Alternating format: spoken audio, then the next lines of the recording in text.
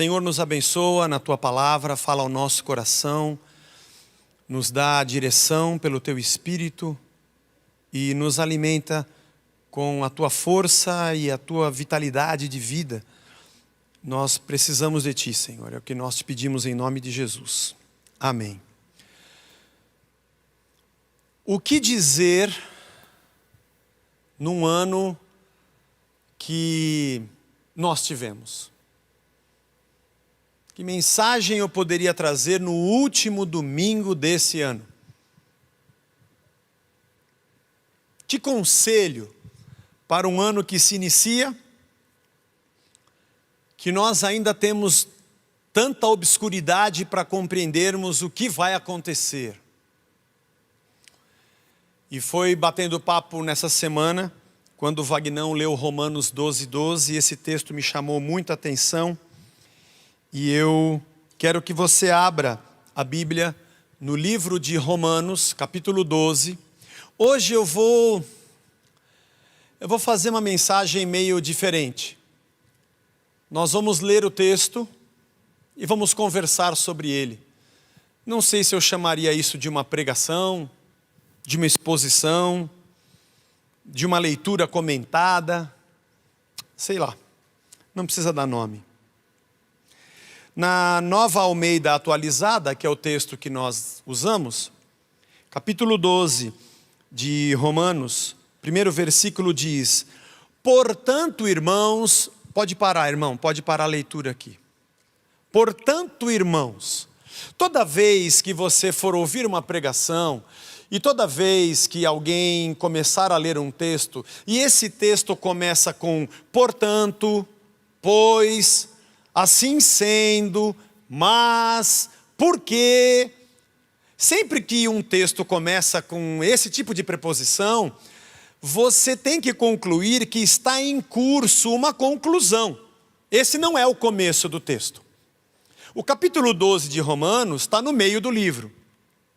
Bom, tem 16, mas está mais ou menos ali. Tem todo um algo anterior para que Paulo chegue e diga assim: portanto, eu rogo a vocês. Portanto, por quê, portanto? O que você disse antes?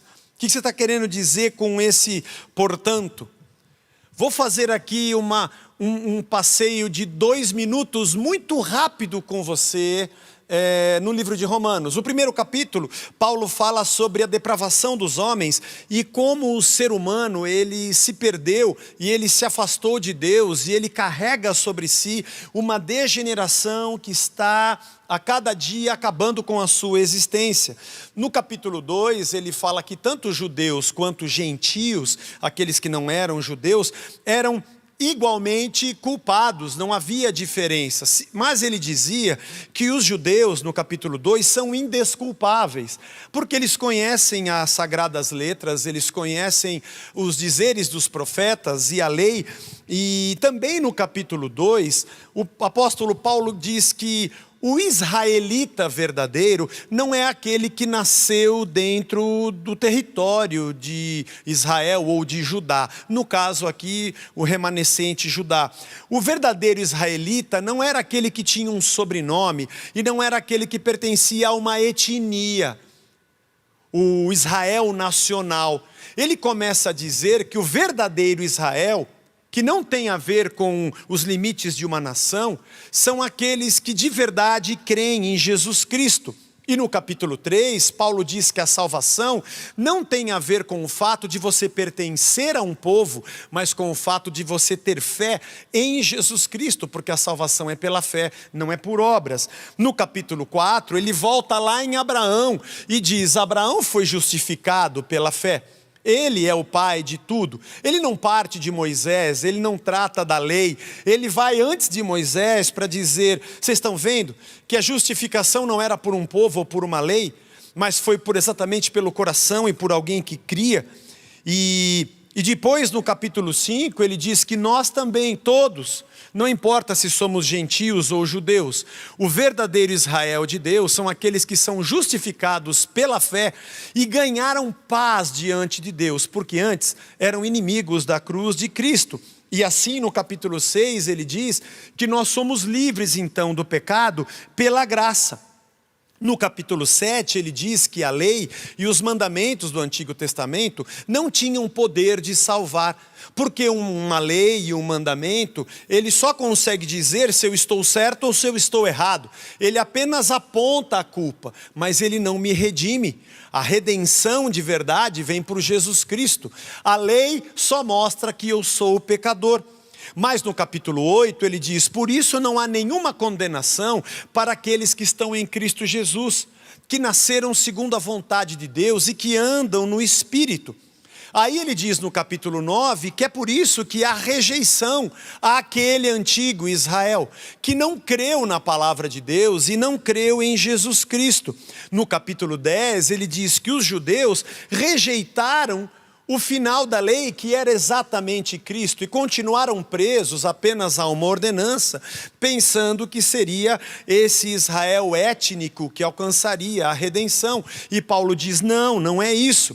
Por isso, no capítulo 11, ele diz que o verdadeiro Israel é como um remanescente dos dias de Elias. Mas neste caso, aqueles que de verdade se apegaram a Cristo e passam a segui-lo. Não importa onde nasceram, porque não tem mais a ver com uma localidade, nem com uma etnia, nem com um sobrenome. Porque o seu povo está espalhado pela terra. E não tem mais a ver com o lugar onde eu nasci, mas sim com um novo nascimento a partir de Jesus Cristo. Aí o capítulo 12, ele começa a dizer: é por isso, portanto, é por isso que eu estou dizendo a vocês o que eu vou dizer. Porque eu poderia vir aqui e dizer: agora você tem que fazer você vai num cartório, muda o seu sobrenome para um sobrenome judeu, e passa a fazer parte daquele povo, pede cidadania, e aí você vai ser salvo, não importando quem você é. Basta o seu local de nascimento ser correto, e você então é o povo de Deus que está salvo. Mas Paulo diz: não, é o novo nascimento. Não importa se você é judeu ou gentio, é em Cristo que está a nossa redenção. Eu volto agora ao capítulo 12, ao primeiro verso. Portanto, irmãos, pelas misericórdias de Deus eu peço que ofereçam o seu corpo como um sacrifício vivo, santo e agradável a Deus. Este é o culto racional de vocês. Ten logiken latreian himon. O que significa isso, Zé?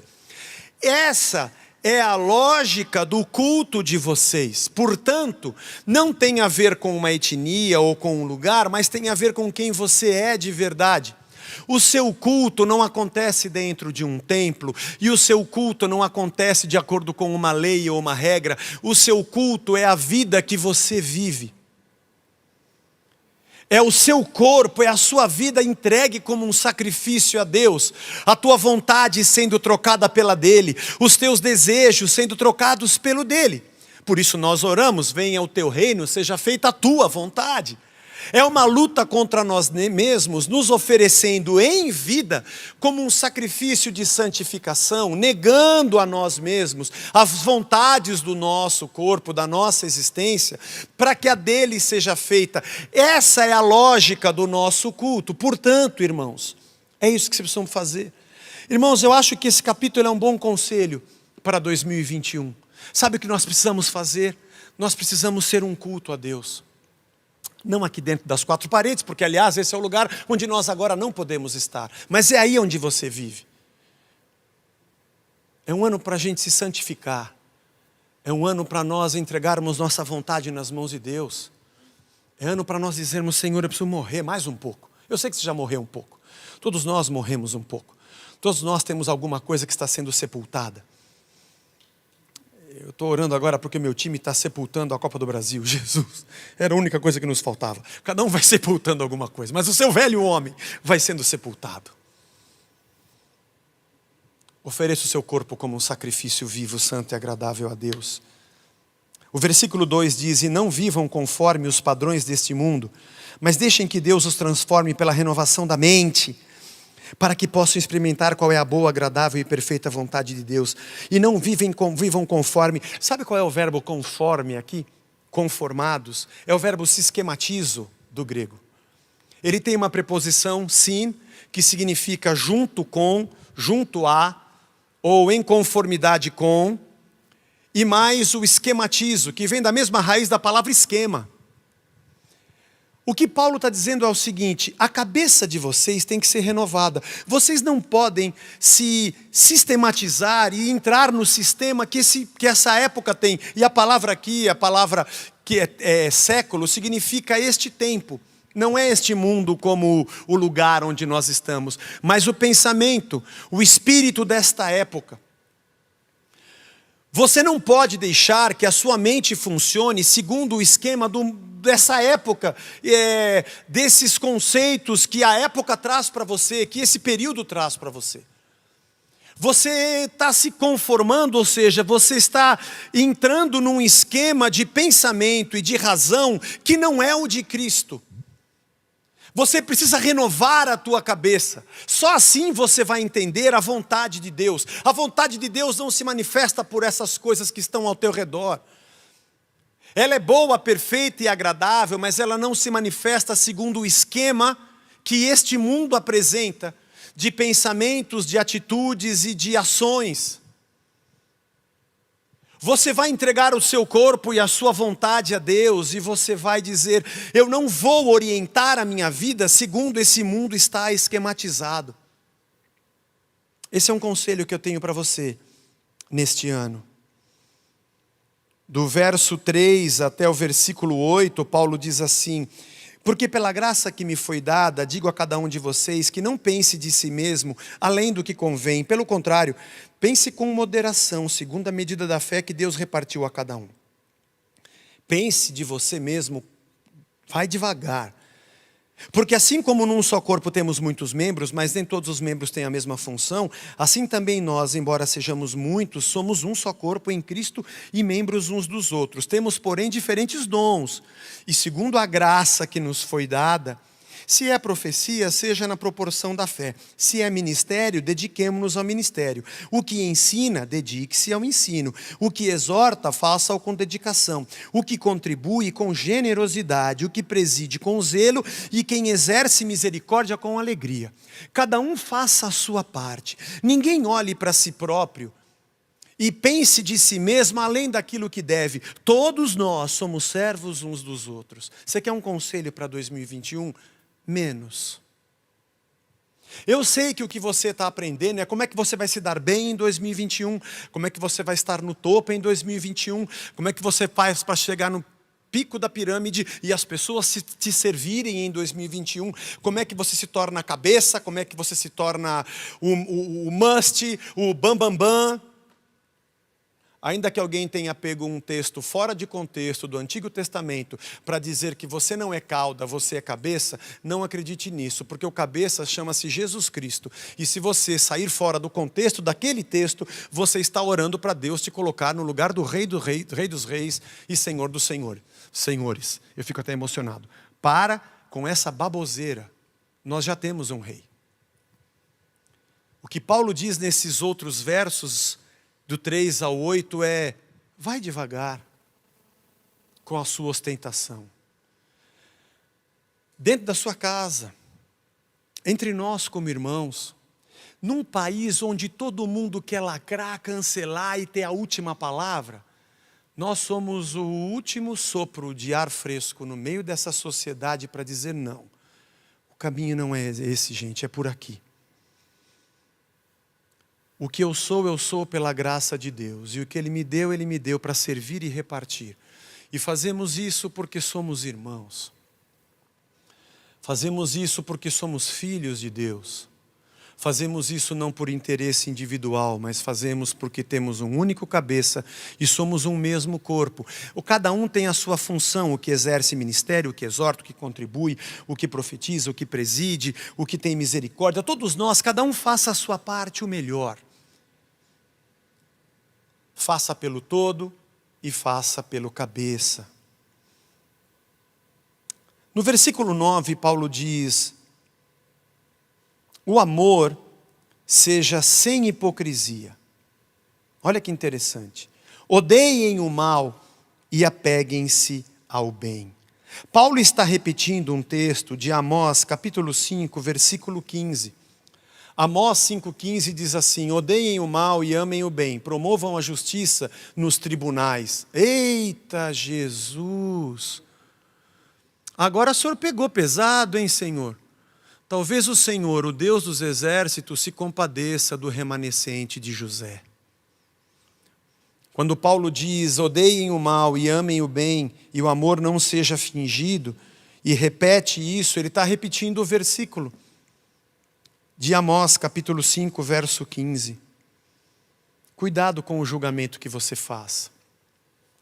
Cuidado com os tribunais que você arma. Eu posso dizer com toda certeza, irmão, no sentido desta palavra, no país chamado Brasil, pelo sentido que ela tem no Brasil, eu não sou evangélico. Eu não estou dizendo sobre o evangelho, graça, sacrifício de Cristo. Mas o ódio que eu vejo nas redes sociais, o julgamento das pessoas e a maneira como os evangélicos apresentam e destilam todo o seu mal, eu digo, não é possível, eu não posso fazer parte disso. Paulo diz: odeiem o mal. Odeiem o mal. Sabe o que ele diz no versículo 10? Amem uns aos outros com amor fraternal, e quanto à honra, deem sempre preferência aos outros. Parece que nós andamos no caminho contrário do que diz a palavra. Porque nós amamos o mal, odiamos, e sempre temos um versículo para jogar na cara de alguém e dizer que ele não presta, é um pecador, um herege, um vagabundo, um sem vergonha. E que nós é que somos certos e defendemos a sã doutrina. O que eu estou dizendo a você, o que a Bíblia está dizendo aqui, não diz respeito a quem está certo e quem está errado. Porque se Jesus só amasse quem fosse certo, nós seríamos os primeiros que ele não amaria. Amem uns aos outros com amor fraternal. E quanto à honra, deem sempre preferência aos outros. Deus vai te honrar. É você que vai honrá-lo. Deus vai te colocar lá em cima. Não. É você que deve colocá-lo. Deus vai te engrandecer. Não. Nós é que somos o povo que louvamos e o engrandecemos. Esse é um tipo de pregação evangélica que coloca o ser humano no centro e Deus na periferia. E Deus faz parte do grupo que aplaude e coloca você no centro do universo, sobre tudo. E Paulo diz: quanto à honra, dê sempre preferência aos outros. Que conselho para 2011. Tenha um amor não fingido e não hipócrita. Odeie o mal. Se tem alguma coisa boa para você odiar, é o mal. A falsidade, a hipocrisia. Sejam justos nos tribunais. Olha que Amós, o profeta Amós diz: Jesus Cristo tem misericórdia da nossa nação. E quando o assunto for honra, meu querido, não se coloque por cima. Diga sempre ao próximo: por favor, você primeiro. O corpo de Cristo é o lugar onde a gente... Não, por favor, sente você. Você está no balcão da cantina aqui quando voltar. Puxa, só tem um café. Por favor, é o seu. Não, depois eu tomo. Só tem mais um cafezinho na máquina. É o seu. Não é o seu. Não é o seu. Eu quero te agradecer pela bênção que você é. Não é você que é. Não é você que é. Igreja é o lugar que a gente briga um com o outro para que a gente sirva ao outro. Nós temos acostumados a assistir gente se estapeando para saber quem é o líder, quem é o dono, quem é o chefe, quem tem poder. E o reino de Deus é o lugar onde os primeiros são os últimos. E o que está à frente é o primeiro que serve. E o maior serve o menor. Não reclame comigo, reclame com Cristo. Paulo está desenvolvendo uma ideia que Jesus deixou para nós no Sermão do Monte. O verso 11, Paulo diz assim: quanto ao zelo, não sejam preguiçosos, sejam fervorosos de espírito, servindo ao Senhor. Quanto ao zelo, sabe o zelo das coisas de Deus? Não seja preguiçoso. Não, deixa para depois, eu sei o que a Bíblia diz, eu sei o que Deus diz, eu sei o que a palavra do Senhor me ensina. Mas há quanto tempo você tem deixado para depois a tua missão, o serviço, o exercício dos dons, da graça, do amor verdadeiro? Paulo diz, seja zeloso. Tem um bom conselho para te dar para 2021, larga a mão de ser preguiçoso, procrastinador. Para de empurrar para frente, com a barriga, para o amanhã. Não, sabe, um dia eu ainda vou. Estou cansado dessa conversa. Bom, eu não, né? Porque você não deve satisfações a mim. Eu não estou preocupado se você quer ajudar ou não na igreja e na obra de Deus. Isso é um problema seu. O que a igreja desenvolve é o resultado dos indivíduos que dizem, eis-me aqui, Senhor, e eu não tenho um projeto próprio do que a gente deve ter mais, e não tenho um projeto para 2021, e não estou preocupado se a gente vai ser maior ou menor, e não é por isso que você deve trabalhar. Mas eu vou dizer para você que se eu fosse Deus, eu estaria de saco cheio de você, mas é porque eu sou imperfeito, Deus é perfeito. O saco cheio de Deus já estava na cruz, porque Ele morreu por nós, já sabendo que nós seríamos até o fim da vida, mas Deus é perfeito. Agora eu não sei como é que você aguenta essa falsidade, essa hipocrisia de ser um cara que esquenta banco de igreja. Não precisa, nós estamos há 1 ano com as cadeiras frias. Elas estão frias e não precisamos que ninguém venha esquentá-las. Aliás, é por isso que a gente não tem pressa para voltar. Estamos mais preocupados com o cuidado com a sua vida do que em ter uma igreja cheia para mostrar na internet se somos grandes, se somos pequenos. Isso é idiotice de infantis que ficam brigando para mostrar quem é maior ou quem é pior. Mas seja fervoroso de espírito servindo a Deus. Porque agora que você não está aqui dentro, exerça a sua função. O quanto você tem sido um ministro de Deus dentro da sua casa. O quanto você tem demonstrado amor, benignidade, paciência e domínio próprio, começando com a tua família, com os teus filhos, com a tua esposa e com o teu esposo. O quanto você tem demonstrado o verdadeiro amor de Cristo com os teus parentes, amigos e vizinhos. O quanto você tem sido zeloso para com as pessoas que te cercam. Tenha zelo por isso.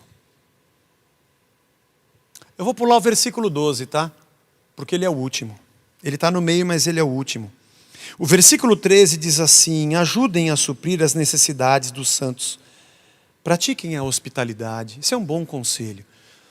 Que, aliás, já deveria ter te acompanhado em todo 2020. 2020, um vírus mostrou o quanto nós somos egocêntricos. O vírus expôs toda a sujeira nojenta do nosso sistema. O vírus expôs como nós estamos prontos e preocupados apenas com nós mesmos e não com o próximo. Graças a Deus, muita gente demonstrou generosidade e solidariedade. Mas Paulo nos ensinou a suprir necessidades e a praticar a hospitalidade. O quanto a necessidade de alguém mora dentro de você. O quanto. O quanto a dor das pessoas que mais sofrem faz diferença para você. O quanto você é capaz de andar com os vidros fechados, com isso filme selado, dando a mínima para quem sofre, e o quanto você diz, eu não posso ficar indiferente. Se Jesus tivesse vindo ao mundo nos dias de hoje, você acha que o carro dele ficaria sempre fechado ou ele andaria num carro aberto, pronto para tomar um tiro? Ou num papamóvel? Mas não igual papamóvel, com um isso-filme que ninguém conseguiria vê-lo. Será que Jesus seria um indiferente e gostaria de se reunir com os grandes homens da terra? Ou talvez com a cúpula que tem o poder religioso do país? Ou será que ele continuaria repartindo pães e peixes? Isso é uma pergunta boa para nós fazermos a nós mesmos. Aliás, que tipo de igreja nós achamos que nós somos? quando nós oramos e dizemos o pão nosso de cada dia, o pão é nosso mesmo ou é só meu? O pão nosso de cada dia nos dá hoje, eu estou pedindo, me dá o meu pão e que se dane o resto. Hospede a dor de quem sofre dentro de você. E olha o que diz Romanos no capítulo 12, no verso número 14. Abençoem aqueles que perseguem vocês. Putz, Jesus, isso aqui é muito difícil, meu. Abençoem e não amaldiçoem. Paulo está repetindo aqui Lucas 6, 28, né? Que diz assim, Jesus disse, abençoem aqueles que os amaldiçoem e orem por aqueles que maltratam vocês. Ele repetiu uma frase de Jesus. Isso é difícil, hein? Eu sei o quanto é difícil. Que a vontade é a gente meter o pé, né? É dar o troco na mesma moeda. E muitas vezes eu já fiz isso, imagino que você também. Depois a gente fala assim, Senhor. Mas eu acho que 2021 espera um tipo de gente que pare o revide. Sabe quando que existe paz? Quando dois povos em guerra chegam à paz. Geralmente os homens chegam à paz quando eles já gastaram todo o dinheiro, já provocaram toda a fome que podiam provocar, já mataram muitos jovens que eles mandam para a guerra porque eles não vão, já sacrificaram muito sangue, mas principalmente quando eles se veem sem dinheiro para rodar a máquina que faz todo mundo enriquecer, principalmente eles, porque enquanto pega nos outros, não se preocupa. Mas quando a água chega a bater na sua bunda, aí eles falam, agora para. Esse é o sistema desse mundo. Como que os homens chegam a um acordo de guerra para chegar à paz. Mas nós percebemos aqui que a verdadeira paz acontece quando alguém decide dizer, eu não vou revidar essa sua última agressão. É quando alguém leva sobre si, entre aspas, o prejuízo da última bala que o atingiu. Ele atirou para cá, agora vamos mandar não, agora a gente não vai. Mas ele atirou, agora deixa. Mas o inimigo, deixa o inimigo. Sabe como Cristo trouxe paz na nossa relação com Deus? Quando todas as nossas ofensas e pecados foram colocados sobre Ele, e o que Ele nos trouxe de revide foi o seu amor e o seu perdão. Quando nós entendemos isso, nós temos paz com Deus.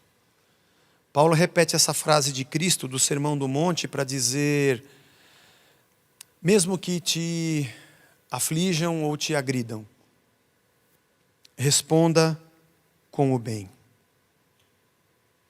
Porque o versículo 15, ele diz, alegrem-se com os que se alegram e chorem com os que choram. O Ziel Machado sempre diz que pastorear é habitar na dor alheia. Então Paulo está dizendo, chora com quem chora, sofra com quem sofre, sorria com quem sorri. O versículo 16, ele diz assim,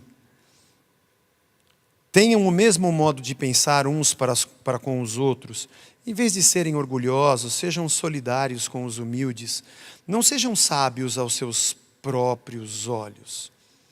Seja mais humilde. Quer um bom conselho para 2021? Não se sinta e não se ache. Não saia julgando as pessoas porque você está por cima. Sinta-se dependente de Deus. Porque no verso 17 ele diz assim, não pague a ninguém mal por mal.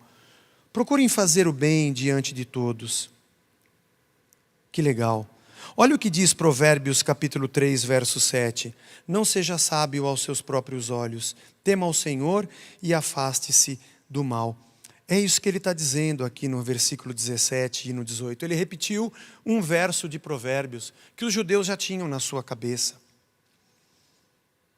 Esforce-se em fazer o bem.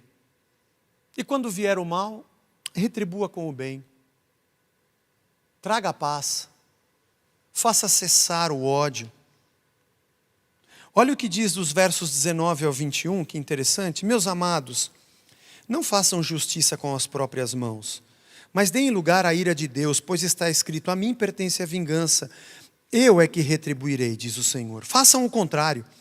Se o seu inimigo tiver fome, dá-lhe de comer. Se tiver sede, dá-lhe de beber. Porque fazendo isso, você amontoará brasas vivas sobre a cabeça dele. Que interessante. Ele está citando Deuteronômio 32, 35, quando Deus diz: a mim pertence a vingança e a retribuição a seu tempo. Quando o pé deles resvalar, porque o dia da sua calamidade está próximo e o seu destino se apressa em chegar. A vingança é minha. Ele misturou também com Provérbios 20 e 22. Não diga, vou me vingar do mal. Espere no Senhor e Ele o livrará. Paulo repete esse texto. Ele repete também Provérbios 25, 21. Se o seu inimigo tiver fome, dá-lhe de comer. Se tiver sede, dá-lhe de beber. Porque assim você amontoará brasas vivas sobre a cabeça dele. Você vai deixar a coisa fervendo na cabeça dele. Porque quando ele te trouxe o mal, você retribuiu com o bem. Acho que são bons conselhos para 2021. Nós sermos uma fonte onde jorra vida, misericórdia e graça. Olha, se isso começar dentro das nossas casas, já vai ser um avanço fantástico. Mas o último verso, que é o verso 21 do capítulo 12, não se deixe vencer pelo mal, mas vença o mal com o bem. Sabe o que é ser derrotado nesse mundo? Não é perder o seu dinheiro, nem perder o seu emprego, nem perder a sua honra. Não, não é isso. Eu sei que você ouve isso nas pregações. Você é um derrotado, porque você está em desonra, porque está andando de ônibus e não de carro novo. Isso é baboseira. Você é um derrotado, porque você perdeu dinheiro. Esquece. Você é um derrotado, porque você agora virou cauda. Joga isso no lixo. A sua derrota não é o que você tem, o que você possui, onde você está. Tudo isso é o nosso ventre e a nossa carne sendo alimentados por um ensinamento que quer nos colocar no centro como deuses, onde Deus nos serve e nós aplaudimos a Ele pelo bem que nos fez. Porque estamos no topo. Esse é um humanismo religioso no seu mais alto grau. Esse é um hedonismo travestido de evangelho. Esse é um orgulho e uma ganância travestido de evangelho e de profecia. Derrota não é você perder essas coisas, porque Cristo veio e entregou a sua vida, deixou a sua glória. O movimento cristão é contrário, é de deixar para trás. Eu não tenho tempo para falar tudo sobre isso, mas Abraão teve que deixar a sua casa, assim como Isaac, assim como José, assim como Moisés, assim como todos aqueles que disseram, eu vou seguir a Cristo. Os discípulos deixaram as suas redes, deixaram o seu barco. Toda a nossa jornada é uma jornada que tem como teor e fundamento o Cristo que disse, eu deixo para trás a minha glória para me entregar. Ele entregou a sua vida, ele entregou a sua capa, ele não tinha onde reclinar a cabeça. Eu não estou dizendo que isso é um voto de pobreza, eu estou dizendo que essa é uma disposição de sermos gente que doa, porque nós somos uma fonte que jorra para a vida eterna, desde que a água viva se fez morada dentro de nós. Nossa derrota não é coisas que ganhamos ou perdemos. Nossa derrota é quando o mal nos toma e o pecado vence e a ganância nos vence e a sede nos vence. Por isso Paulo começa o texto dizendo, não se conforme, não entre no esquema deste mundo, não traga a sua sede e a sua ganância para dentro do evangelho, distorcendo o que ele é. Não se deixe vencer pelo mal, porque a nossa derrota não é perdermos coisas ou posses, mas perdermos a nossa vida para o pecado. E há tanta pressão ao nosso lado, ao nosso redor. Há tanta pressão que nos empurra e nos aperta. Quem devemos ser, o que devemos comer, a roupa que devemos vestir, o restaurante que devemos frequentar, o carro que devemos ter, o relógio que temos no pulso, ou a etiqueta da calça que nós temos, ou a marca do nosso sapato,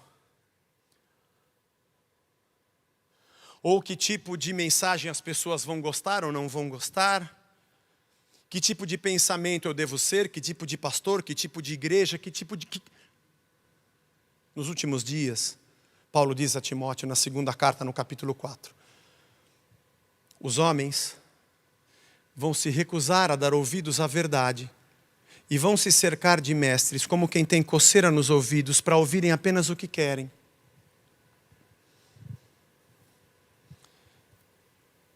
E ser um pregador da palavra é aceitar o desafio de dizer o que você não quer ouvir. Mas precisa. Eu também preciso, porque eu não sou perfeito. Nós somos vencidos pelo mal. Todos os conselhos que Paulo dá aqui, dizendo como vocês são de Cristo, portanto, apresentem a vida de vocês como um sacrifício, como um culto, e transformem a vossa mente. E não entrem no esquema deste mundo, não se deixem vencer pelo mal. Eu tenho visto tanto ódio. Tem umas pessoas que quando eu vejo assim, vou confessar aqui, irmãos, eu vejo na rede social, e a pessoa fala do evangelho com tanto ódio nos olhos, cuspindo um veneno e destilando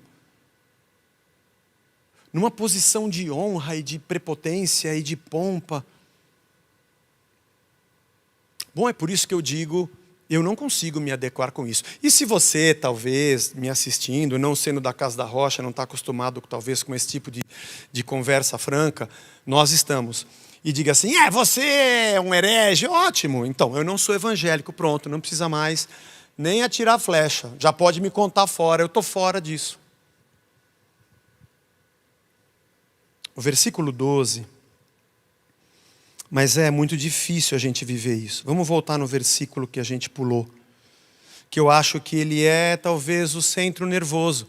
Foi o verso que o Vagnão leu para a gente nessa reunião de pastores dessa semana, que diz assim, alegrem-se na esperança, sejam pacientes na tribulação e perseverem na oração. Presta atenção. Para você não ser vencido pelo mal,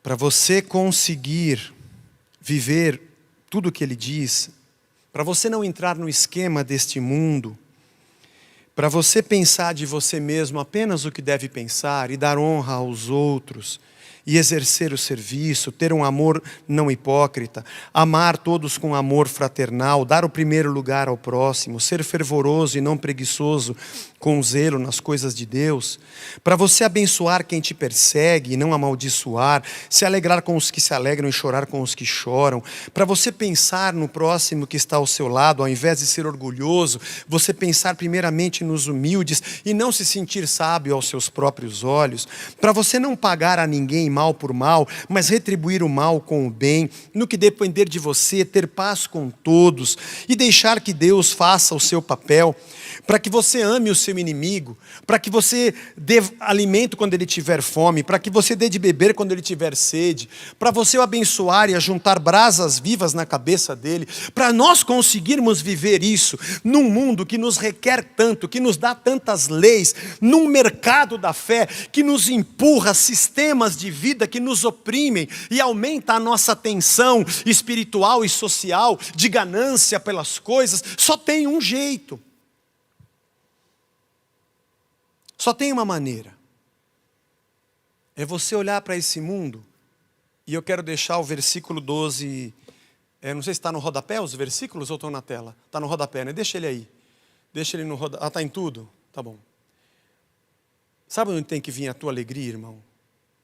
Na esperança do reino de Deus. No reino que já está presente entre nós e no vindouro. Na missão que temos aqui, na vida que temos aqui como reino de Deus, ainda que não definitivo, e no reino vindouro. Você quer ser feliz? Por favor, não espere da onde a alegria não virá. Paulo diz, alegrem-se na esperança. É daqui que tem que vir a sua alegria. Segunda coisa, seja paciente. Irmão. Pode ser que a tribulação demore mais do que você esperava. Aliás, a notícia do final de novembro, de que aumentavam os números, e nós que tínhamos expectativa, talvez até em janeiro, de nos encontrarmos de novo, foi tudo por água abaixo. Um balde d'água fria, quebrou as nossas pernas. Seja paciente na tribulação. Mais um pouco. Respira fundo. E persevere na oração. Guarde esse verso.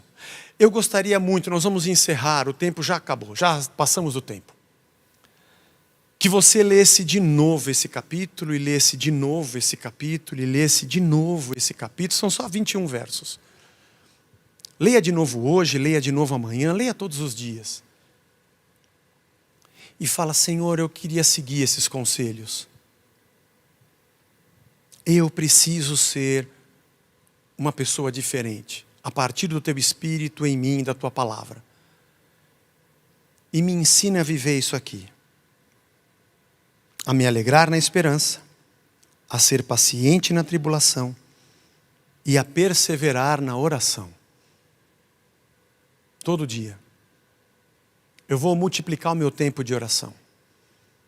Vou respirar fundo e ser paciente na tribulação. E eu vou aprender que a minha alegria está em Ti. E eu não vou ser vencido pelo mal. Eu não vou entrar no esquema e eu não vou retribuir o mal com o mal. Mas esse ano que se inicia, eu que tenho uma fonte de águas vivas dentro de mim, eu quero que ela jorre para a vida eterna. E assim, talvez, nós consigamos iluminar o caminho de muita gente. Porque se há uma maneira de alguém no meio do caos enxergar Jesus Cristo, já que ninguém jamais viu a Deus, é através do amor que nós demonstrarmos uns pelos outros. E eu espero que o teu 2021 seja diferente.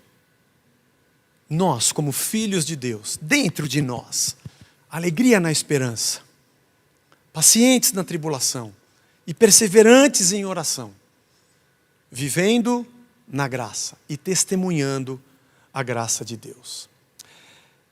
Quinta-feira, 31 de dezembro, nós teremos uma celebração especial de Ano Novo, a partir das 10 da noite. Como nós fizemos no Natal, das 10 às 11. Fizemos algumas novas canções que nasceram na pandemia, vamos apresentar. O pessoal ensaiou, está muito legal. E eu vou trazer uma palavra para o novo ano. E espero que você guarde esse último domingo e o capítulo 12 do livro de Romanos no seu coração. E que nós possamos, na graça de Deus, o máximo que conseguirmos, vivermos essa palavra e sermos testemunhas do amor de Cristo. E que Deus nos abençoe. Esse é o último domingo do ano.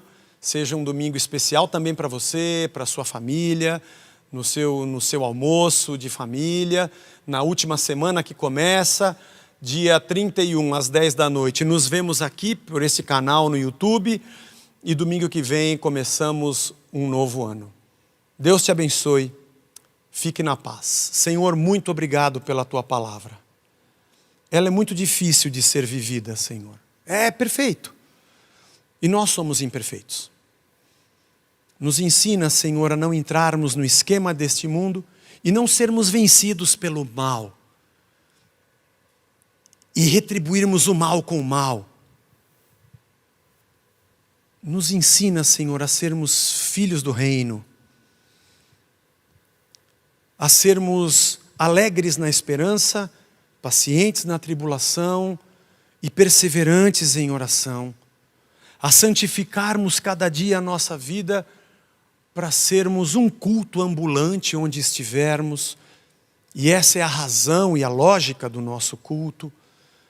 Nós nos entregamos a Ti. Obrigado pelo ano que o Senhor nos deu, por todos os domingos deste mês de dezembro e todos os domingos deste ano, no caminho da cruz, na parábola da figueira, da videira. Muito obrigado, Senhor, por tudo que o Senhor nos ensinou. E mesmo pelas batalhas que passamos, porque te conhecemos mais em cada uma delas.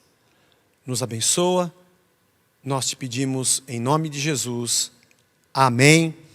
Deus te abençoe. Até o próximo domingo, até quinta-feira, na nossa celebração de virada de ano, das 10 às 11. Fiquem com Deus. Meu nome é Luciana Vinhas, sou enfermeira do trabalho e atendo em ambulatório corporativo.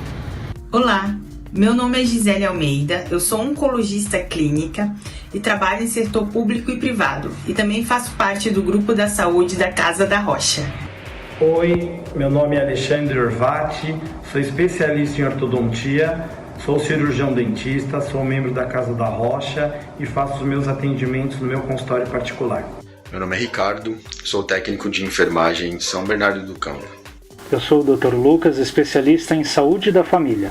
Oi pessoal, eu sou a Lilian Saab Barros, sou cirurgiã dentista e trabalho em consultório próprio. Olá, meu nome é Bárbara Jeromel, sou enfermeira, sou especialista em saúde coletiva e atuo com unidade básica de saúde e programa de saúde da família. Meu nome é Liliane, eu sou enfermeira e eu trabalho em pronto-socorro. Eu sou Vanessa, sou cardiologista no Hospital do Coração e sou plantonista na UTI da Presente. Sou Carlos Barros, cirurgião dentista e atendo em clínica particular. Bom dia, sou a Márcia, sou enfermeira e trabalho na Santa Casa de São Paulo. Me chamo Liliane, sou enfermeira e atuo na área de educação permanente de um hospital. Meu nome é Luana, sou enfermeira e trabalho na Secretaria de Saúde do Estado de São Paulo. Oi, meu nome é Diane, eu sou fisioterapeuta, especialista em fisioterapia respiratória e em osteopatia, trabalho no Hospital Sírio-Libanês e em consultório. Olá, eu sou Malu, médica ginecologista e mastologista, faço parte do grupo dos profissionais de saúde da Casa da Rocha e diante do cenário atual do aumento do número de casos de Covid-19 nesse último mês, o nosso conselho é que você tome todas as precauções, siga os protocolos do Ministério da Saúde, evite aglomerações, use máscara e álcool gel. Nessas festas de final de ano e no seu trabalho no dia a dia, preserve-se ao máximo possível. E que Deus nos abençoe, que Ele nos oriente quando nós devemos retornar aos nossos cultos presenciais. Um grande abraço.